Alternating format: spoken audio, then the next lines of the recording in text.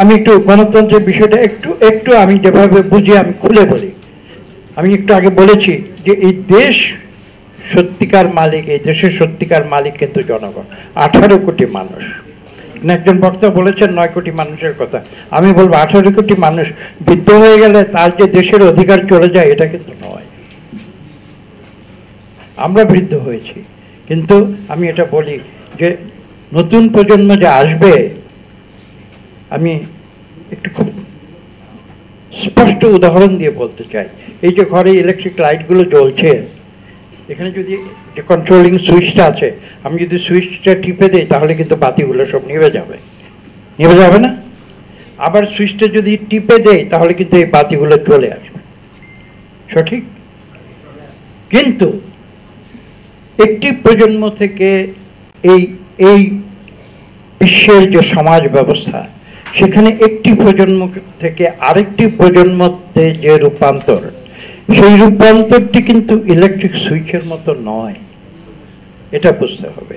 অর্থাৎ আজকে আমি একটি সুইচ টিপে দিলাম, 40 বছরের ঊর্ধ্বে সব মানুষ চলে গেল, আবার সুইচটা অন করে দিলাম, মুহূর্তে 40 বছরের নিচের সব নতুন প্রজন্ম চলে আসলো। এইভাবে কিন্তু বিশ্ব সমাজ ব্যবস্থা পরিচালিত হয়। এটা যারা বুঝতে পারে না তারা কিন্তু মারাত্মক ভুল করছে। সেই প্রাগৈতিহাসিক যুগ থেকে, প্রস্তর যুগ থেকে শুরু করে আজকের বিশ্বের এই যে বিবর্তন, এই বিবর্তন কিন্তু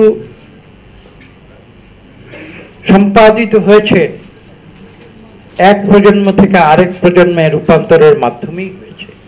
কিন্তু তার অর্থ এই নয় যে একটা কাট অফ পিরিয়ড আছে যেখানে এক প্রজন্ম কাট অফ হয়ে গিয়েছে, আরেক প্রজন্ম, সেভাবে নয়।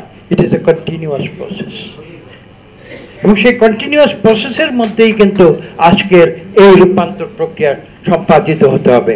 যদি কেউ মনে করে থাকেন যে নতুন প্রজন্ম এসেছে, তারা ইলেকট্রিক সুইচের মতো সুইচ টিপার ফলশ্রুতিতে তারা এই দেশের সব কিছু তারা পরিচালনা করবেন, আর আরেক প্রজন্ম সুইচ টিপলে যেমন লাইট অফ হয়ে যায় সেভাবে তারা অন্তর্হিত হয়ে যাবেন, সেভাবে কিন্তু দুনিয়া চলে না।